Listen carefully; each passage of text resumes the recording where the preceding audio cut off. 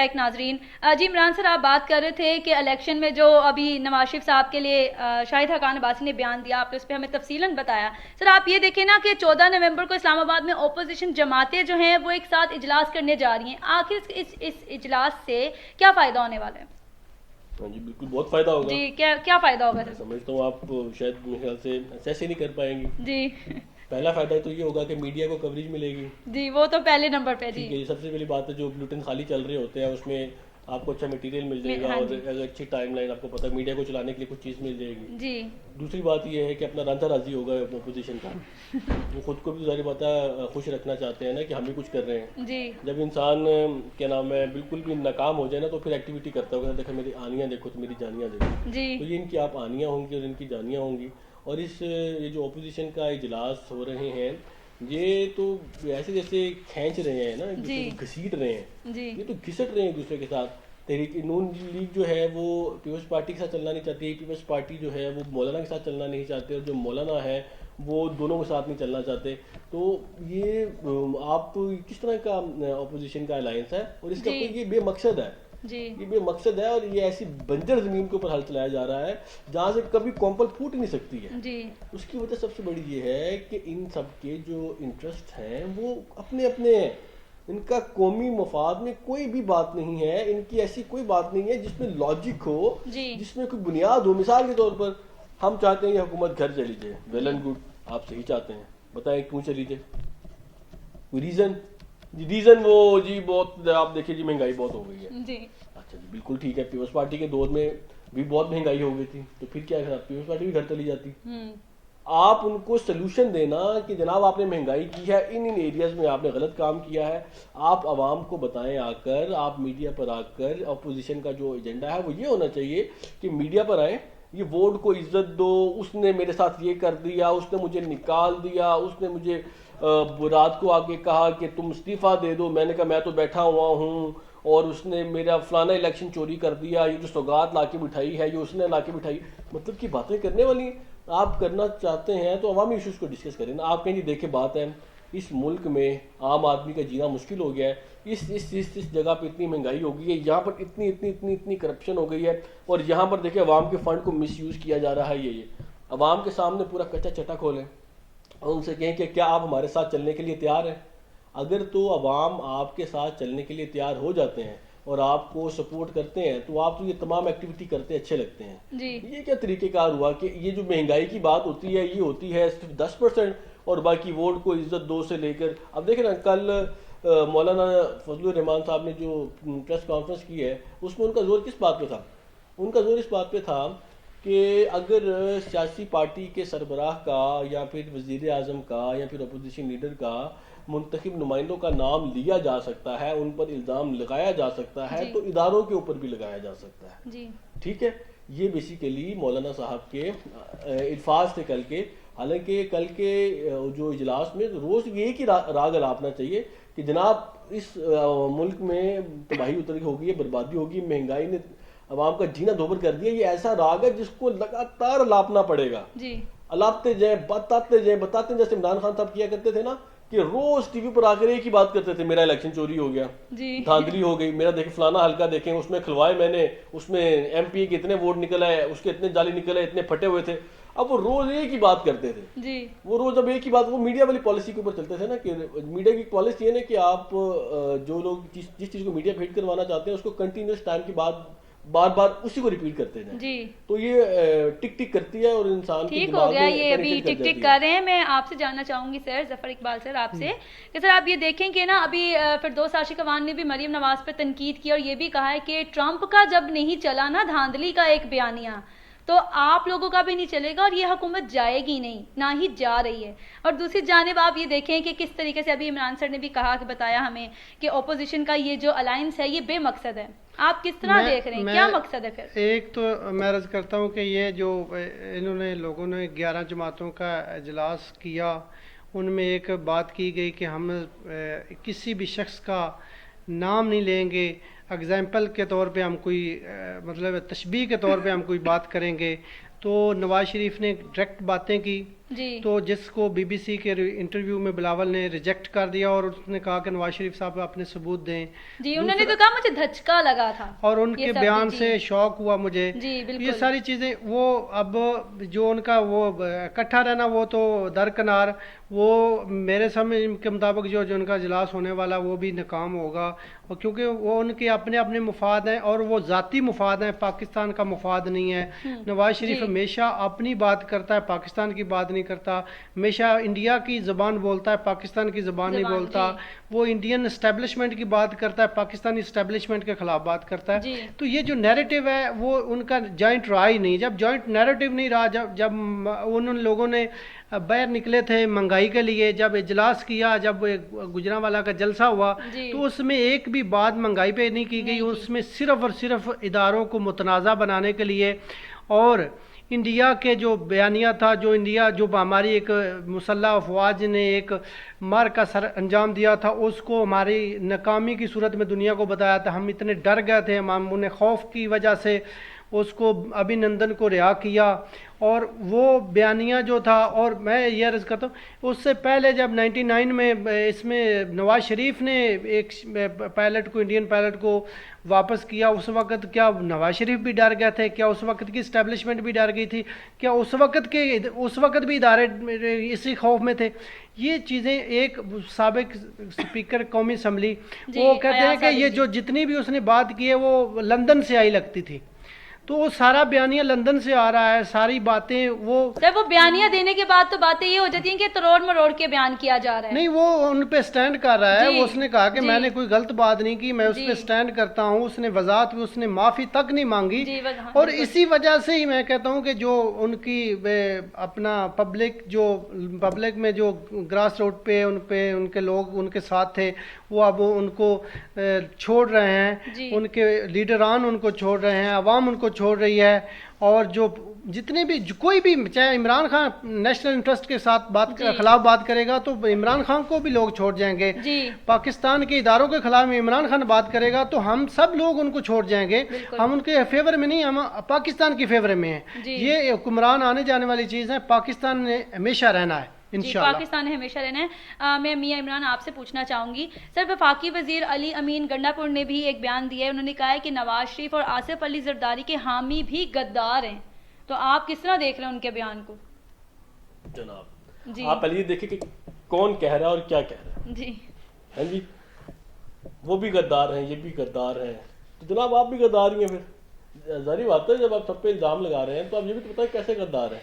हमारे यहाँ तो बेसिकली एक ट्रेंड चल गया ना कि आप किसी को भी उठ के गद्दार कह दें, किसी को भी कोई भी इल्ज़ाम लगा दें।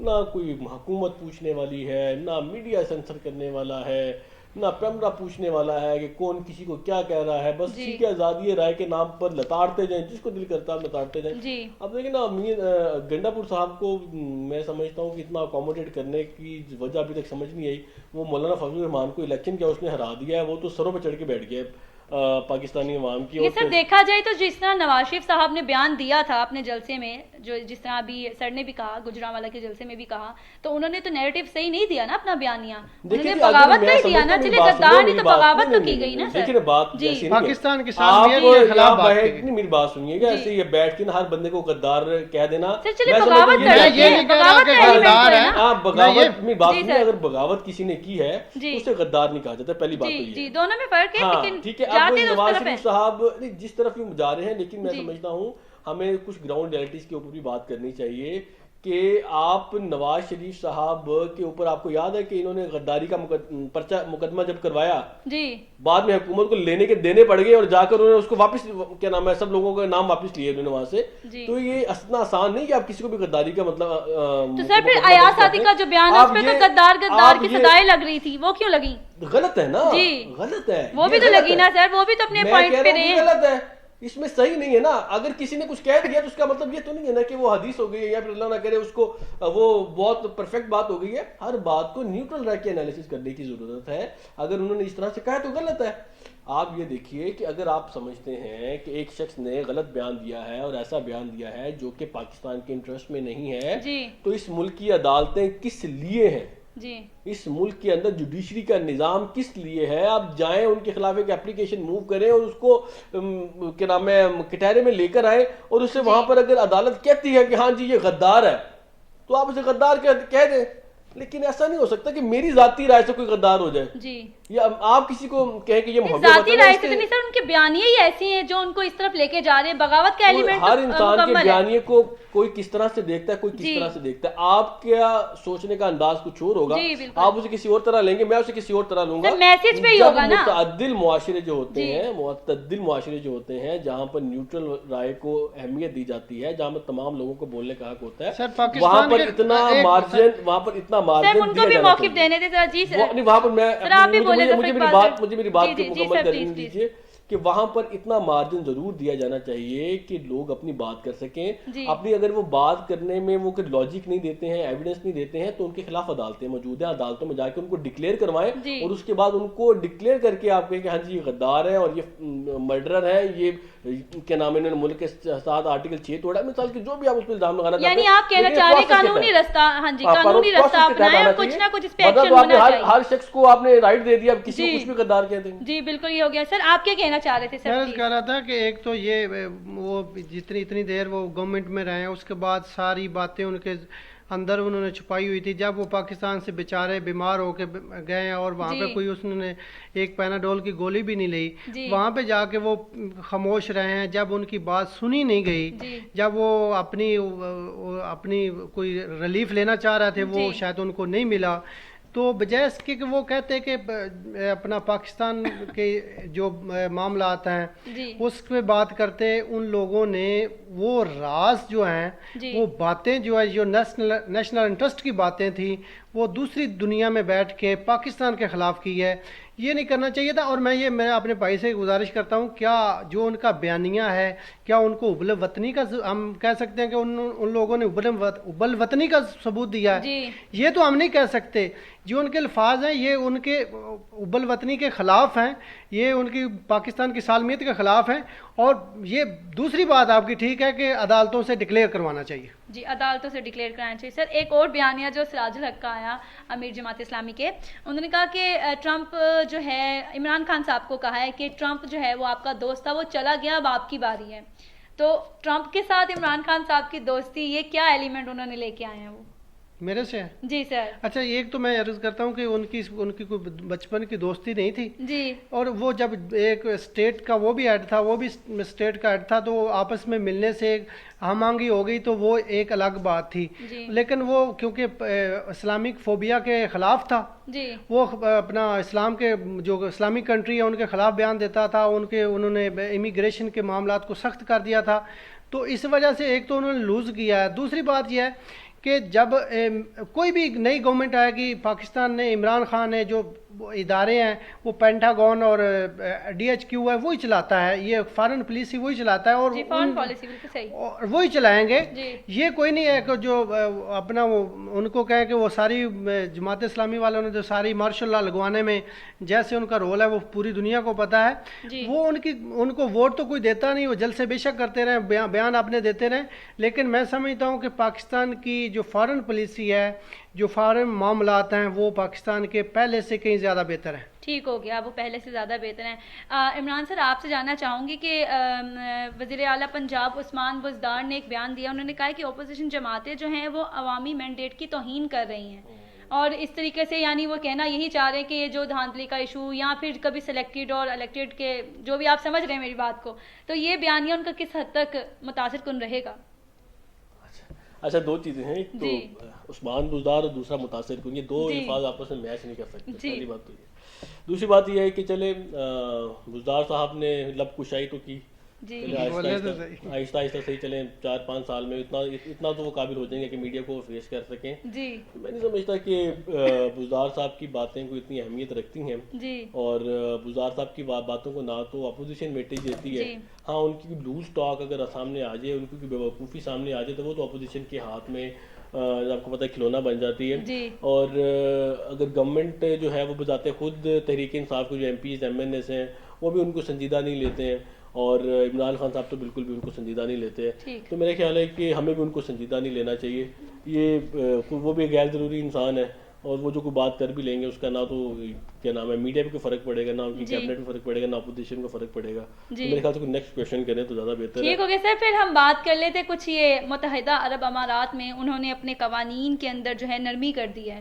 یعنی آپ کو تو پتہ ہی ہوگا کس طریقے سے انہوں نے نرمی کیا ہے کہ اب غیر شادی شدہ جوڑا بھی ساتھ رہ سکتا ہے اور شراب نوشی یہ سب کچھ عام کر دیا ہے. تو جو اسلامو فوبیا کا جس طرح پہلے ایک چل رہا ہے ایک ٹرینڈ ابھی چلایا گیا ہے لاسٹ ڈیز میں، تو آپ کس طرح دیکھتے ہیں کہ اس طریقے سے کیا ہمارے اوپر معاشرے کے اوپر یا اسلام کے اوپر یعنی جو یہ کرنا چاہ رہے ہیں کیا اثرات آ رہے ہیں؟ دیکھیں جی یو اے ای نے جو کیا ہے جی سب سے پہلی بات تو یہ ہے کہ یو اے ای جو ہے وہ اسلامی ریاست نہیں ہے. جی ہم اس کو یہ ضرور کہہ سکتے ہیں کہ وہاں پر مسلم اکثریت کے لوگ رہتے ہیں لیکن اسلامی قوانین کے اوپر وہ ریاست فارم ہی نہیں ہوئی ہے. جی مثال کے طور پر جیسے پاکستان ہے، پاکستان بھی اسلامی ریاست نہیں ہے. یہاں کے حکمران مسلمان ہو سکتے ہیں، یہاں پر مسلمانوں کی اکثریت ہو سکتی ہے، لیکن جو کانسیپٹ ہے اسلامی ریاست کا جس میں اسلام نافذ ہوتا ہے وہ بیسیکلی نہ تو یو اے ای ہے نہ ہی پاکستان ہے. اب جو یو اے ای کے اندر یہ جو ابھی آپ نے ذکر کیا کہ انہوں نے قانوناً اجازت دے دی ہے، تو قانوناً اجازت دینے سے پہلے بھی وہاں پر یہ سب چیزیں عام تھیں. آپ کے جو نان مسلمس تھے ان کے لیے بارس اویلیبل تھیں، بلکہ وہ جو لوگ یو اے ای میں رہتے ہیں ابو ظہبی، دبئی، شارجہ میں، لائن میں رہتے ہیں، وہ جن فیکٹریز میں کام کرتے ہیں اس میں یہاں پر شراب خانہ بنا ہے، یہاں پر مسجد بنی ہے، یہاں پر مندر بنا ہوا ہے، تو جس نے جہاں جانا وہ چلا جاتا تھا. تو میں سمجھتا ہوں کہ یہ جو وہ کر رہے ہیں اس کو قانونی طور پر اس کی شکل دے رہے ہیں تو یہ ان کے خیر انٹرنل معاملہ ہے، لیکن اس سے یہ ضرور ایک میسیج پوری دنیا کو جائے گا، کیونکہ آپ کو پتہ ہے کہ یہ میڈیا کا دور ہے اور میڈیا کے اوپر خبر جب چلتی ہے تو اس کو باہر شخص اپنی نظر سے دیکھتا ہے کہ یہ اسرائیل کا جو بیسیکلی ایک معاہدہ ہے یو اے ای کے ساتھ، یہ بیسیکلی اس کے اثرات ہیں. اور امریکہ بہادر جو ہے بیسیکلی اس کی سپورٹ بھی ہے. اور آپ کو پتہ ہے کہ مدینہ میں بھی، آپ کو سعودی عرب میں جو مدینہ شہر ہے اس میں بھی آپ کو پتہ ہے کہ بڑا ایک نیوڈ قسم کا فوٹو شوٹ بھی ہو چکا ہے، اور یہ سارے معاملہ چل رہے ہیں جو عرب سمجھتے ہیں کہ شاید یہ ماڈرنزم ہے. نہیں یہ کہنا چاہیے نا خوف خدا ہی نہیں رہا سر، یہ بات کہیں نا. نہیں خوف خدا تو پہلے بھی نہیں تھا. نہیں آپ یہ دیکھیے رہا نہیں ہے، ان کو تھا بھی نہیں. کب تھا آپ مجھے بتائیے کہ عرب کو خوف خدا کب رہا؟ سر کہیں نہ کہیں رکے تو تھے نا، لیکن انہوں نے اب آ کے وہ باؤنڈری لائن ہی ختم کر دی ہے. وہ باؤنڈری لائن آپ کی ہے، ان کی نہیں ہے. آپ کو کس نے کہا وہ رکے تھے؟ سر اب تو منظر عام پہ آ گئے نا. منظر عام پر آنا، منظر عام پر آنا اور رکے رہنے میں فرق ہے. وہ پہلے بھی نہیں رکے ہوئے تھے، وہ آج بھی نہیں رکے ہوئے ہیں. عرب نے یعنی آپ یہ کہنا چاہیے وہ اپنے صحیح وقت کے طور پہ اس کا انتظار کر رہے تھے وقت کا. وہ بیسیکلی وہ وقت کا انتظار نہیں کر رہے ہیں. تھوڑا سا اس چیز کو سمجھنے کی کوشش کریں کہ عرب جو زندگی گزارتے ہیں، جو وہ جس لائف سٹائل کو انہوں نے اڈاپٹ کیا ہوا ہے، وہ پہلے سے ہی یہ لائف سٹائل ہے جو کہ آپ کو آج میڈیا پہ نظر آ رہا ہے کہ جی وہاں پر یہ ہو گیا ہے. یہ تو وہ دنیا کو بتانے کے لیے بیسیکلی کر رہے ہیں. یہی تو میں کہہ رہی ہوں کہ آپ دنیا کو بتانے کے لیے کیوں؟ میں بتاتا ہوں آپ کو کیوں. بیسیکلی وہ اپنے آپ کو ایک ماڈرن اور ایک لبرل ملک ثابت کرنا چاہتے ہیں، کیونکہ آنے والے دنوں میں وہ جو جتنا بھی پیسہ کمانا چاہتے ہیں وہ ٹورزم سے کمانا چاہتے ہیں. وہ وہاں پر اس چیز کو بیسیکلی ترویج دے رہے ہیں، اس کو سپورٹ کر رہے ہیں کہ یہاں پر ٹورزم ہے، اور جو لوگ یہاں پر آنا چاہتے ہیں وہاں پر آ کر کچھ بھی کریں گے جو کہ اپنی مرضی سے کریں گے تو ہم اس کو روکا نہیں جائے گا. جیسے ترکی میں ہوتا ہے، ترکی میں جسم فروشی قانونی طور پر جائز ہے، حالانکہ ترکی پاکی دنیا میں مسلمانوں کا لیڈر بنا ہوا ہے، لیکن آپ دیکھیں ترکی میں جسم فروشی جائز ہے. گورنمنٹ اس کا لائسنس جاری کرتی ہے، ان کی اینول رینیول ہوتی ہے. وہ میڈیکل جو پروسٹیٹیوٹس ہیں وہ جا کر ہر ہفتے اپنا میڈیکل ٹیسٹ چیک اپ کرواتی ہیں. تو یہ سرکاری سطح پر جائز ہے. تو سرکار کے پاس اس کی انکم آتی ہے، وہ انکم جو ہے وہ اسلامی ملک جس کو ہم نام اسلامی کہتے ہیں وہ لوگوں پہ خرچ ہوتی ہے. تو یہ میرے نہیں سمجھتا کہ یہ کچھ زیادہ اچنبے کی بات ہے یہ، لیکن یہ ضرور ہے کہ میڈیا کو ایک بات ضرور مل گئی ہے کیونکہ جس طرح سے میڈیا میں رپورٹ، لیکن یہ افیکٹو تو ہے نا. پھر بھی نہیں اس سے یہ ہوگا کہ جو اسلام مسلمان جو کہ کٹر مسلمان ہیں یا پھر جو کہ ٹرو مسلمس ہیں، جو کہ پریکٹسنگ مسلمس ہیں، ان کو دھچکا ضرور لگے گا. لیکن ان کو اتنا دھچکا نہیں لگے گا کیونکہ وہ ان کو پہلے ہی پتا تھا کہ عرب پہلے کیا کرتے ہیں. سر آپ کیا کہنا چاہیں گے ظفر اقبال سر؟ میں یہ سمجھتا ہوں کہ میرے بھائی فرما رہے تھے پہلے ریلیجیس ٹورزم سے جیسے سعودیہ بہت زیادہ پیسہ کما رہی تھی, اور یہ صرف یہ امریکہ کے قریب ہونے, اسرائیل کے قریب ہونے کی وجہ سے یہ ہوا ہے, یہ نہیں ہونا چاہیے تھا. جی یہ نہیں ہونا چاہیے تھا. ٹھیک ہو گیا. تو ناظرین آپ نے میرے دونوں معزز مہمانوں کا پوائنٹ آف ویو جانا. اسی کے ساتھ آپ ہمیں اجازت دیں, انشاءاللہ نیکسٹ پروگرام میں آپ سے نئے موضوعات پہ ان کے ساتھ گفتگو کریں گے. آپ سے ملاقات ہوگی. اللہ نے کے بعد.